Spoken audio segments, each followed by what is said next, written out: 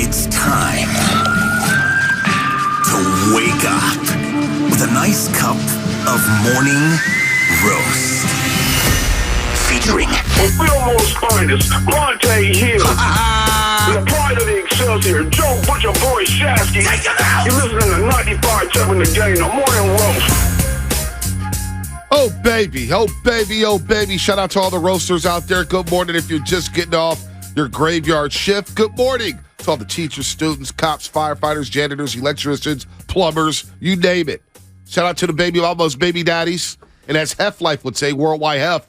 Shout out to all the strippers getting off of work. Okay, and shout out to everybody down at Bloomingdale's. You know, the little, what's it called, Fifth and Market? What is that? Yeah, Fifth what's that Market. shopping center now called? Yeah, Bloomingdale's. Is Westfield. it called? Yeah, Westfield Mall. There you go. Went down there on Saturday, and it's just chaos. And I just want to say to everybody that's working in security, I got your back. I know that there are people stealing stuff left and right. And I love shopping, and I love going down there. And it was a fun atmosphere for Christmas. A little too crazy for Michelle's liking, but I had a good time. So shout out all the security guards down there. Yeah, Christmas time mall shopping. Oh, my gosh. Oh, the amount of fentanyl users trying to steal stuff. I felt so bad for the security. It's out of control. No, I'm serious. Fentanyl, by the way, I was watching Crowd 4 The baby. News. Crowd 4 News. Yeah, you saw that? Yeah, it's disgusting. What was that? It's out of control. What park was it? It was around here. Yeah, it's been really bad. On And Columbus Street. I would say this, that was it Washington Park? I have a family member who's been working down at the UN Plaza who is a police officer and has been talking about this for a long time. The fentanyl thing in San Francisco is out of control. It's an epidemic, and it is killing our entire city from the inside, downtown, and there are people everywhere that are walking zombies, and it's disgusting. And the fact that it took a child's life is sad. Disgusting, and we should be more outraged before it gets to this point. But here we are, and I feel so bad for that family and for that child. That's disgusting, and it's... Strip club recommendations, I have none. Have not been to one in a very long time. 888-957-9570. What's happening? So Baker Mayfield was released. Yeah, I know. If you're just getting in your he's car released. right now, he's released, and I've already received the first ever Photoshop Baker Mayfield in a 49er uniform. So Danny Gray would have to give up his number? Well, yeah, number 6. I thought Danny Gray, was he He's 6 number or 86? Now. He's 6 now. Oh, he went to moved 6? Yeah. Oh, okay. Well, if I could show the YouTube, there's him in a photoshopped number 6. By the way, we'll ask Jerry Rice at 8:30 about Baker Mayfield. The GOAT, Jerry Rice, will join us at 8:30 as we get our YouTube stream back up. Jerry Rice, 8:30. It was a great win yesterday against one of the teams that I fear on offense more than any. And I felt like I don't fear the Dolphins' offense. See, like I do. that. I didn't. Really? I didn't. Their offense. So I felt good about the matchup coming in because they were missing their 2 tackles. So I knew they had backup tackles. And Alan Stiles, who did a great job Friday filling in for you, we were discussing, what's the game plan? I said, just get pressure. Tua with pressure in his face. He's got against Pittsburgh. Look at their last 5 games and who they've got up against. Wasn't the stiffest competition, right? And now you're missing your 2 offensive tackles. And I'm saying, just get to him. Just get to Tua and see what happens. You beat the Texans, the Browns, the Bears, the Lions. Oh, my. That does nothing for me. Does nothing. You're feasting on bad football teams. They did beat the Bills. It happened week 3. In extreme heat. But they did. Look, their record is really good, and they have an offense that throws the ball down the field. Tua's more accurate down the field than anybody in the last X amount of years. They've been great. And so I feared them. I thought this was the stiffest test. And then defensively, when you add Chubb, who dominated the Niners in week 2 in Denver, I was like, this is a formidable front. Dude, this defense, led by Nick Bosa, 3 sacks. And I asked for him to get 4 sacks over the 3-game stretch. You put yourself in DPOY categories, DPOY conversations. Well, guess what? He did that. He did that with 3 sacks yesterday. Yeah, he looked great. Drake Greenlaw, flashing. Fred Warner Jr., flashing. Armstead back. The defense looked good, and they feasted on a bad offensive line. Yeah. And Tua was shook yesterday. Tua was shook. Throwing high, throwing behind guys. Now he did throw some great balls late in the game. He threw a perfect deep ball. To Tyreek Hill, hit him right on the That was a perfect deep ball. 17.5 fast. Tyreek's right? so good. Tua got punked. That defense punked them. And Debo said it after the game. Yeah, Our defense rattled Tua. Everybody knew that. And everybody was jumping on Tua's back the first play of the game. They rattled Tua. So 888-957-9570. To me, the headline is the defense. The defense is the headline. Now, of course, Jimmy Garoppolo gets a second billing because he's out for the rest of the season. Broken foot. And now it's Purdy time. Before you get to the quarterback situation, did you hear Nick Bosa in the postgame talking about Kyle Shanahan and the coaches calling them out? It's on your board. Yeah, Kyle said something to say. It's all good. Yeah, all good. Nick Bosa was basically in the postgame saying that the linebackers were outplaying the front, and he had a really good quote about Shanahan. I'd like to hear it right now. Threw a little shade at me and the D-line, so we kind of talked in our meeting. We don't like being called out like that. I mean, it's our head coach, so he obviously has the right. He watches the tape more than anybody, and he expects the most out of us. So I'm glad we were able to make an impact. There you go, Nick Bosa. You ready for this call? You ready to go up to Vacaville? Oh, I thought it was Don Yee. No, it's not Don Yee. Jimmy's agent. Oh, gosh, Don Yee. He's a good agent, man. You know what? You know what? I know he has Ian Rappaport's number. Now that we're here, I would love for Don Yee to be my agent. He represents his clients.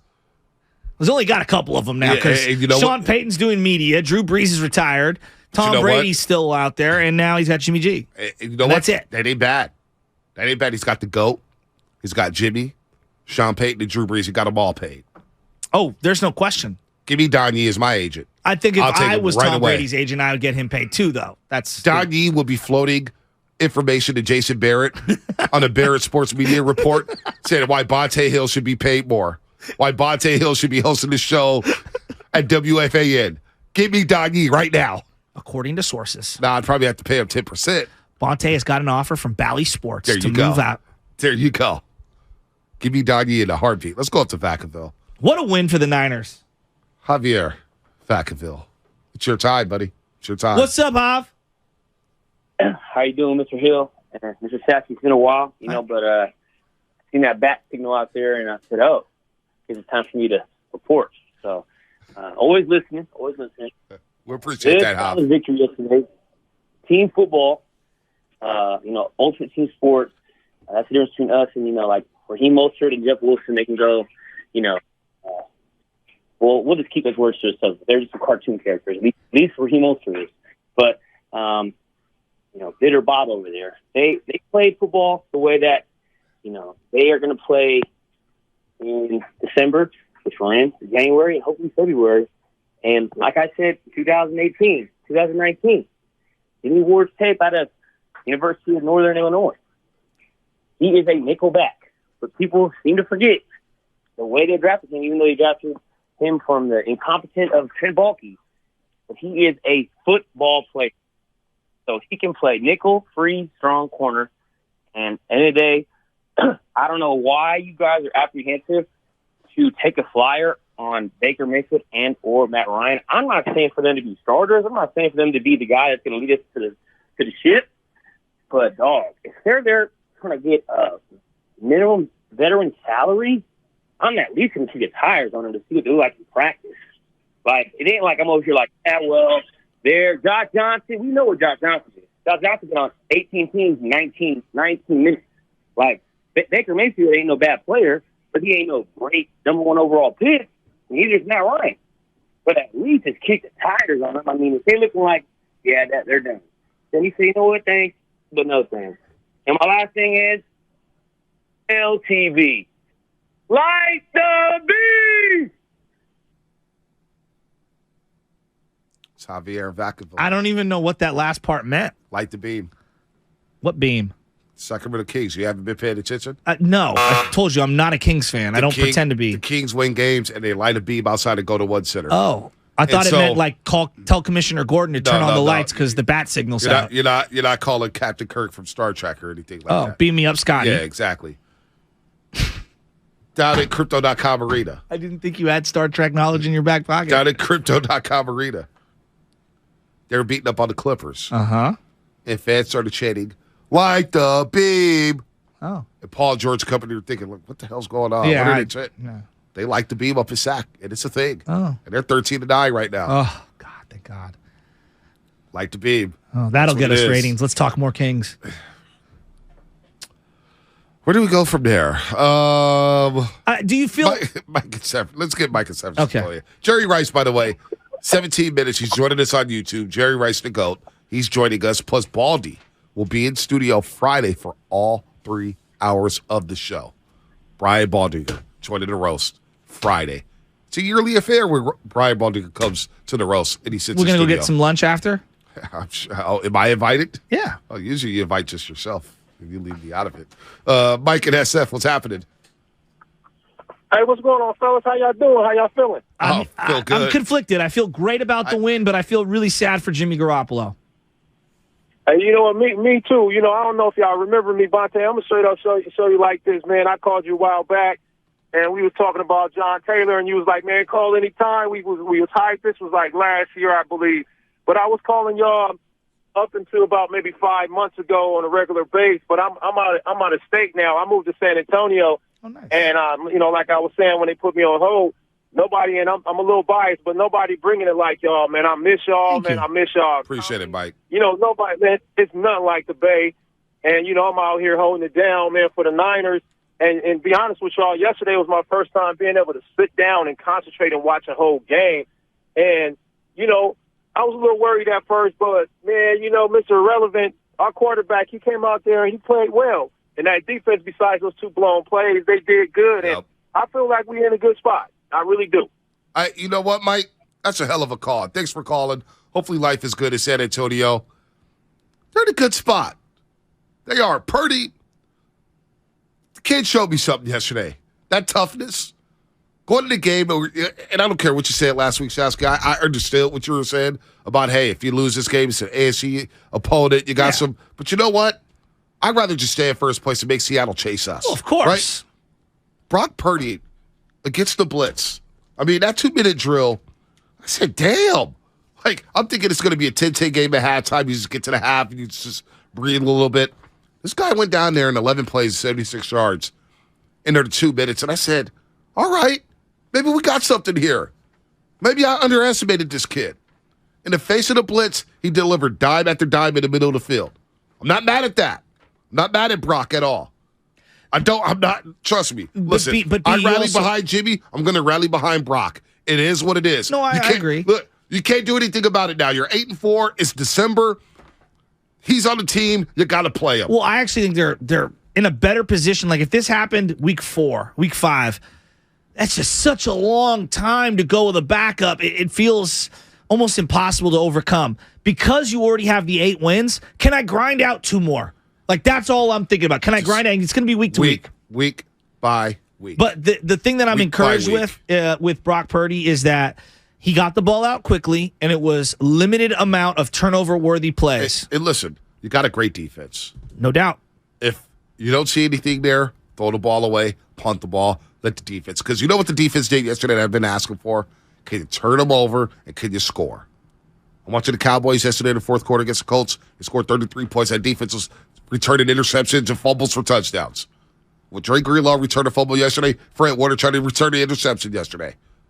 Can you score on defense like the Bucs did in 2002, like the Ravens did in 2000? Can you turn those turnovers into points? Can you get the offense short fields? Well, with Bosa with 14.5 sacks, and Drake Jackson on the other side, and Armstead on the other side, and Chucker make it 20. He just make it 20. My preseason choice. Yeah, he just make it 20. You're like shocked at that, aren't you? No, it's possible. He did that with 20. What did Armstead miss? 7 games? Yeah. 7 games, so he's got the bulk of those without Armstead. It's pretty impressive. And Bosa missed one. And he Bosa missed a game. That's right, he did. And he was kind of compromised. And he missed a half against Carolina. I was going to say, he's kind of compromised in the other one. So, you know what? I'm here to ride with Brock Purdy. Now, am I saying Super Bowl? No, I'm not. I'm taking it week win the division. by week. You got to get into the playoffs first. Like, you have to qualify for the playoffs. And right now, you're just looking at it and you're saying, the Eagles, number 1 seed, feels like they're going to be 1 or 2 at minimum. Vikings, that win yesterday against the Jets feels like it kind of kept them in the 2 or 3 seed at minimum.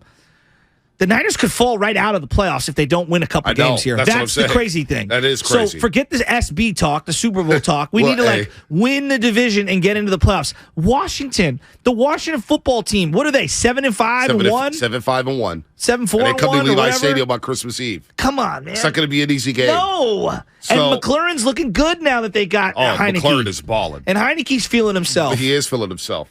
And listen, imagine if Brock Purdy did win his Super Bowl. Oh, my God. Can we win the division first? I know. I'm pulling the Shasky here. It does feel like we're on the precipice of the best coach season of Shanahan's career. Shanahan did a hell of a job yesterday. Shanahan's there was done a lot of job. criticism of Shanahan over the years, and some of it's warranted.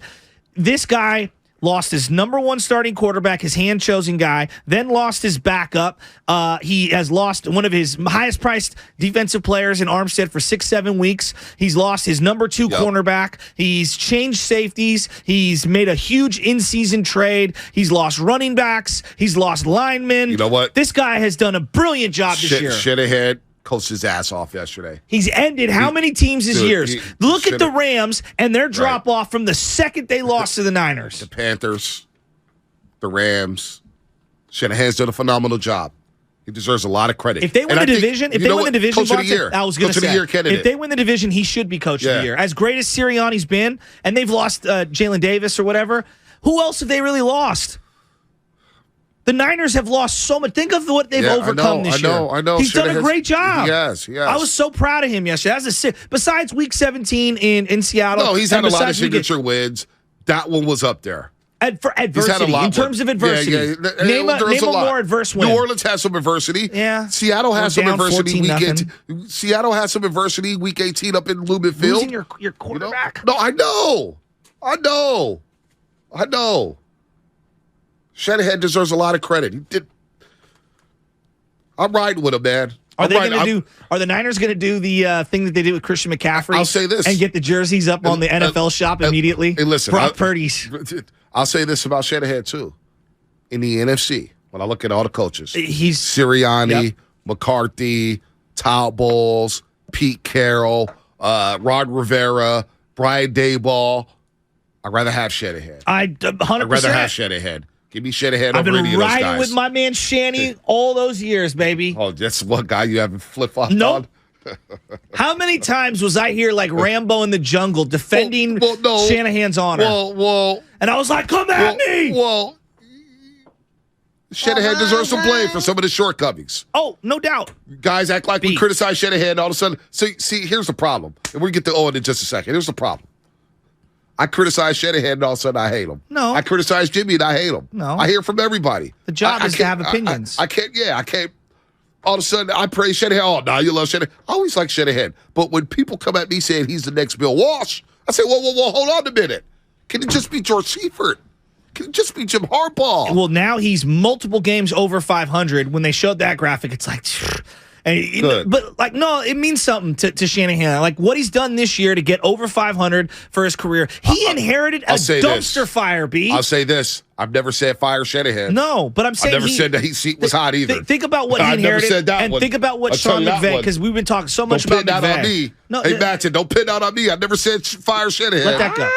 Let that go. No one said that. But my thing is on McVay. Like we talked a lot about McVay and Shanahan.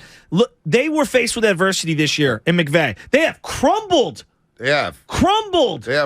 But you know what? They got a Lombardi. So forget the Rams. I'm tired of talking about them. I'm just saying, what he inherited was better than what Shanahan inherited. They still got that Lombardi. I know. And it builds equity. Yeah, but it's about long-lasting tenure, and I feel like Shanahan's going to last the test of time. We better hope he lasts the test of time with a Super Bowl, though. Well, if he can win the division, this year, I do think it'd be one of his finest season of coaching. I do. I truly believe that. Owen, real quick, got to win the division.